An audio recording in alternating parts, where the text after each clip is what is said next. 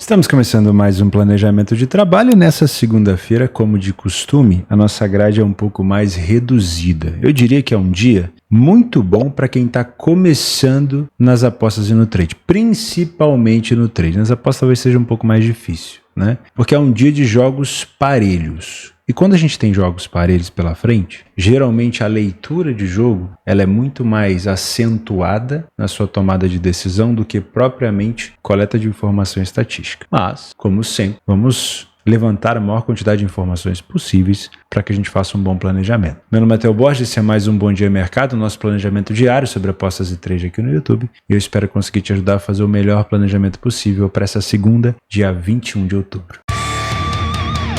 Bom, no nosso panorama aqui de trabalho, selecionei 4 jogos. Você tem a opção de inserir alguns, remover outros. O grande problema ali nesses 4 jogos é o encavalamento, né?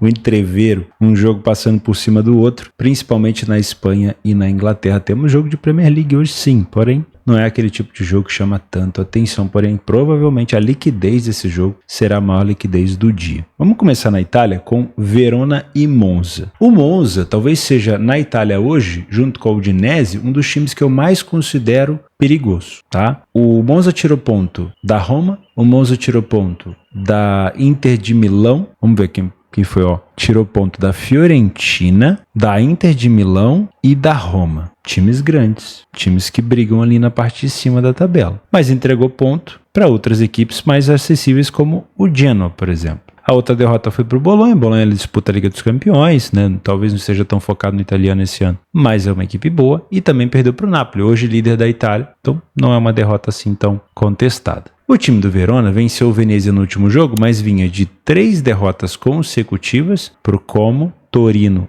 e para Lazio, antes de vencer o Genoa. Perdeu para a Juventus, normal, e venceu o Napoli. O início da Série A para o Verona foi excepcional. Uma vitória por 3-0 contra o Napoli, já de cara, né? Mas não conseguiu manter assim uma média tão boa. Utilizando o PDF de apoio, a gente consegue perceber o seguinte: o Monza é um time chato, mas é um time que ainda não conseguiu vencer fora de casa. Saiu pouco na frente do placar, mas foi o suficiente para sair na frente mais vezes que o Verona. Então, mesmo quando o Verona venceu, ele não conseguiu sair tanto na frente assim. Então dá para dizer o seguinte: se são 4 jogos, em apenas um desses jogos ele saiu na frente. Não sei se no jogo que ele perdeu ou no jogo que ele venceu, mas não é uma equipe que abre o placar com tanta frequência, tá? O Verona tem um ataque melhor, marcou mais de 3 vezes mais gols do que a equipe do Monza, mas é uma equipe que também sofreu com mais frequência. Então o ataque é melhor, porém a defesa é mais vazada. O time do Verona é mais sólido em relação ao aproveitamento de oportunidade. Precisa de metade das finalizações no alvo para marcar um gol em relação ao Monza. O primeiro tempo das duas equipes é bem ruim, o segundo tempo do Verona é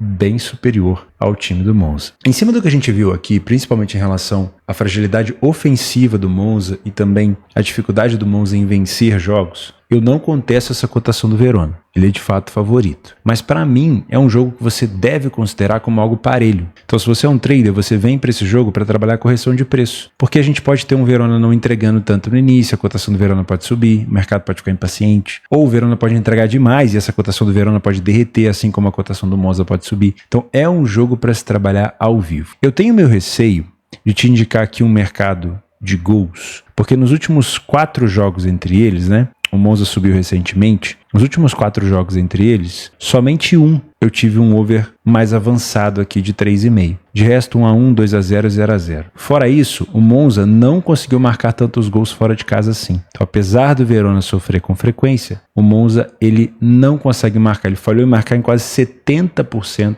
dos jogos fora de casa. Então, se for para trabalhar gol aqui, deixa para um cenário ao vivo, onde você consiga identificar um espaço um pouco maior, talvez uma equipe tendo vantagem de 1 ou 2 gols e aí você percebe o adversário se expondo. Fora isso, eu não te aconselharia o pré-live. Theo, eu sou um punter. O que você me aconselha? Sinceramente, com toda sinceridade, nesse jogo eu não me abraçaria em ninguém, tá? Na classificação, a gente até vê aqui o time do Verona mais acima do que o Monza. Porém, o Monza já complicou a vida de outras equipes mais fortes do que o Verona. E eu, sinceramente, não me abraçaria de olho fechado na equipe do Verona, tá bom? Essa é a primeira opção que a gente tem às 15h45.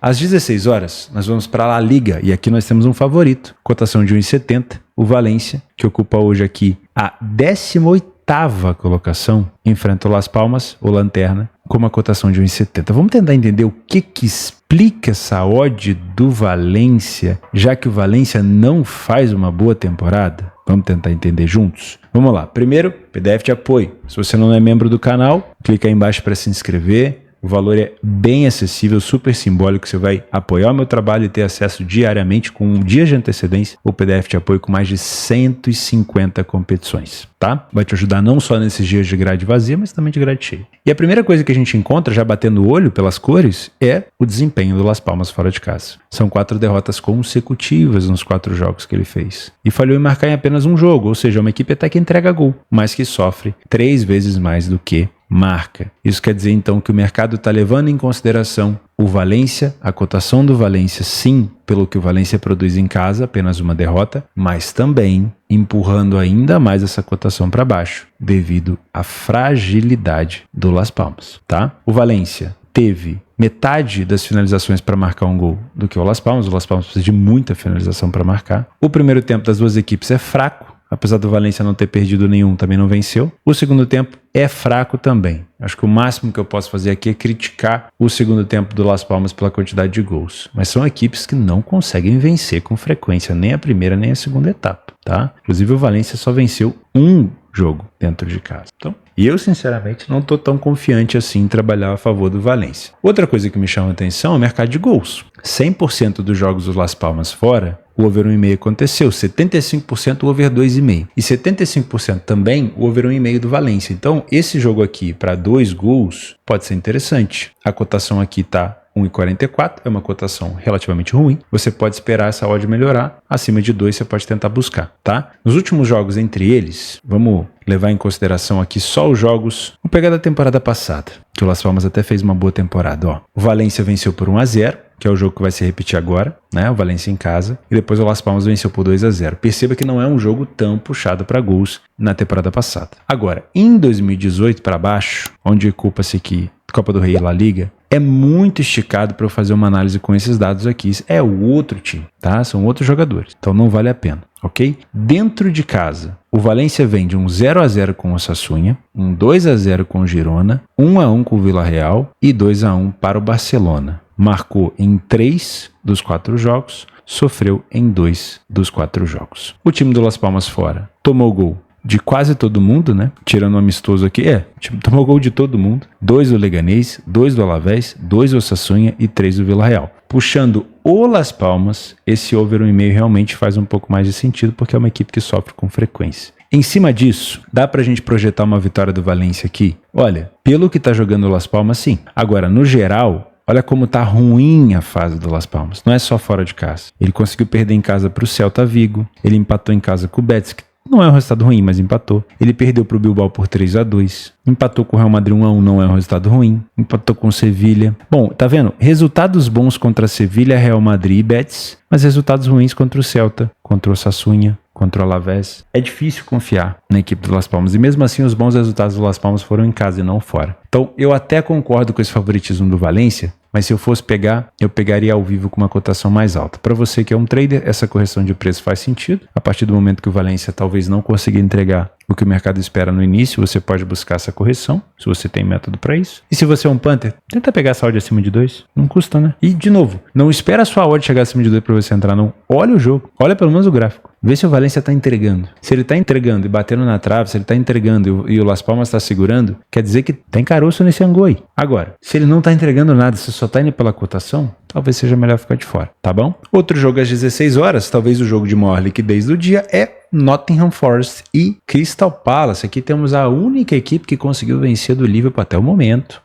né? Tô gravando esse vídeo bem antecipado, antes do jogo do Liverpool com o Chelsea. Por enquanto, a única equipe que conseguiu vencer o Liverpool, o Nottingham Forest, enfrenta o Crystal Palace. Na tabela de classificação, nós temos um Palace lá embaixo, na zona de rebaixamento, que ainda não venceu nenhum jogo. E o time do Forest, com 2 vitórias, inclusive com o Liverpool, está na 10ª colocação. Só perdeu uma partida. Junto com o Newcastle, Brighton, Aston Villa, Chelsea, Liverpool, uma equipe que só perdeu um jogo. saldo de gol positivo, bem bom. Diferente do Palace, está com saldo de -5, tá? Utilizando o nosso PDF de apoio, porém o Forest não venceu em casa ainda. As vitórias do Forest foram todas fora de casa. O Forest teve 2 vitórias e 2 empates, está invicto fora de casa, mas em casa ainda não conseguiu vencer. E o Crystal Palace é a mesma coisa. Sinceramente, não tem tanta diferença aqui, né? E é por isso que o mercado traça esse jogo como algo bem parelho. O favoritismo do Forest é levíssimo, porque o mercado, apesar de ter visto 2 vitórias no Forest e não ter visto nenhuma vitória no Palace, não confia no Forest dentro de casa, tá? O Forest tem como ponto positivo sair na frente do placar com frequência e falhou relativamente pouco em marcar. Só que o Palace falha ainda menos. Apesar de não sair tanto na frente do placar, ele não falhou em marcar em nenhum jogo e não falhou em sofrer em nenhum jogo. Opa, se eu tenho um índice alto de ambas marcam no Forest e se eu tenho um índice alto de ambas marcam no Palace, quer dizer que eu posso pensar num cenário de ambas marcam. Uma cotação de 1,91 pode ser interessante, tá? Outra coisa que eu quero dar uma olhada. Como é que está o desempenho de aproveitamento? O aproveitamento do Palace é melhor em finalizações. O Forest precisa de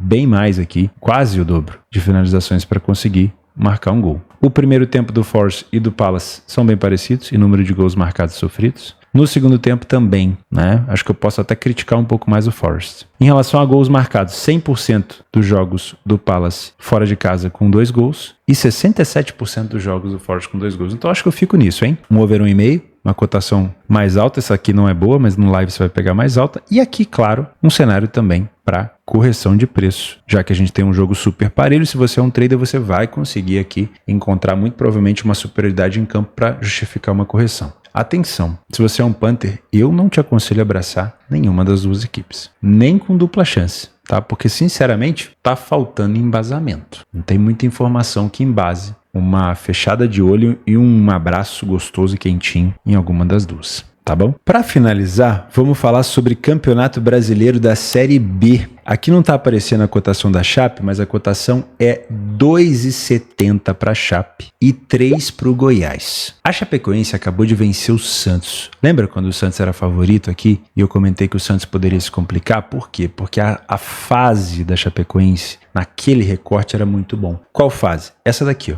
Olha como os últimos jogos da Chapecoense ela vem vencendo com frequência, com constância. Então, mesmo olhando para a Chapecoense na tabela de classificação e olhando que dentro de casa é apenas o 20º time, a Chapecoense é o pior time em casa do Brasileirão Série B. Mesmo tendo essa informação, eu estou mergulhando mais fundo. Eu estou olhando para o que a Chapecoense está fazendo agora. E o que ela está fazendo agora em casa é diferenciado, tanto que ela complicou a vida do Santos. E mais de quem que ela complicou? Vamos ver com quem jogou aqui a Chapecoense.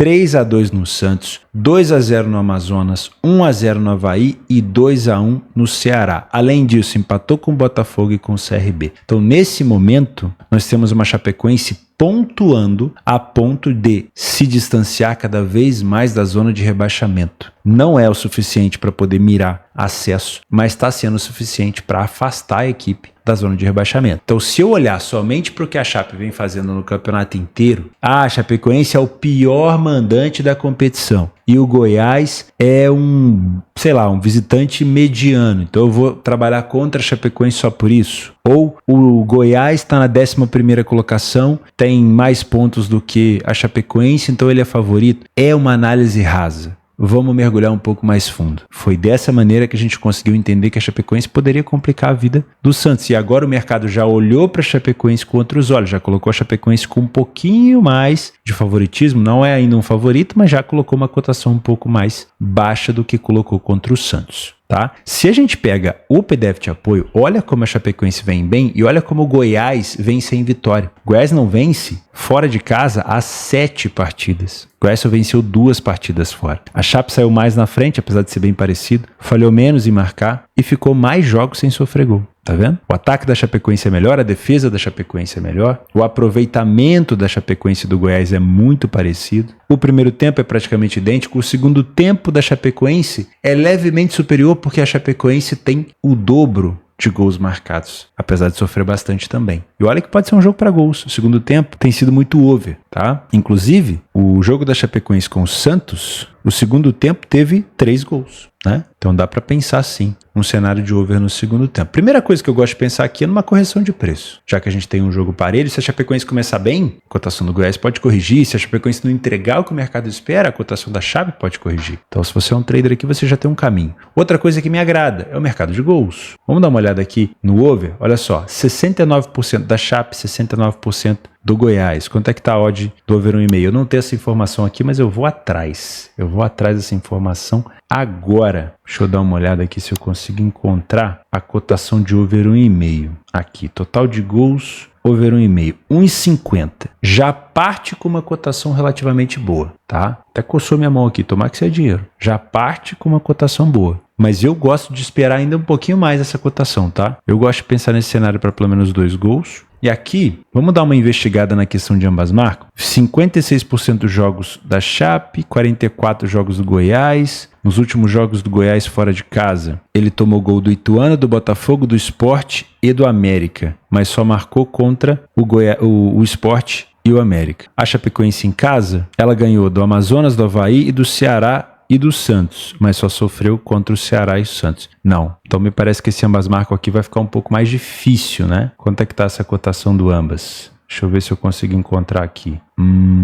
Ambas as equipes marcam odd 2,05. Não é ruim, já é uma odd mais alta, mas poderia ser mais alta ainda pelo risco, tá? Eu acho que eu ficaria só com esse over 1,5 mesmo. E claro, não duvido da Chapecoense marcando gol aqui, que ela vem marcando com muita frequência, tá? Ó, marcou nos últimos 5 jogos consecutivos. Um gol da Chape no jogo pode ser interessante. 2 gols no jogo pode ser interessante. E se você é um trader, uma correção de preço. Todo esse elogio para a Chape não quer dizer que eu vá falar para você pegar um empate anula da Chapecoense, porque o Goiás também não perde a 3 jogos fora. Mas existe um fundamento. Diferente do embasamento de Forest e Crystal Palace, aqui existe um embasamento. Qual que é o embasamento? A fase da Chapecoense é muito boa. E isso conta muito para os jogadores, tá? Isso mexe muito com o brio dos jogadores. Os caras ficam mais soltos, tá? E o Goiás tem aquela coisa, né? Olhando para cima, a distância que o Goiás teve agora do Mirassol, principalmente depois de ter perdido para o seu rival, Vila Nova, no derby, deu uma distanciada, deu uma esfriada.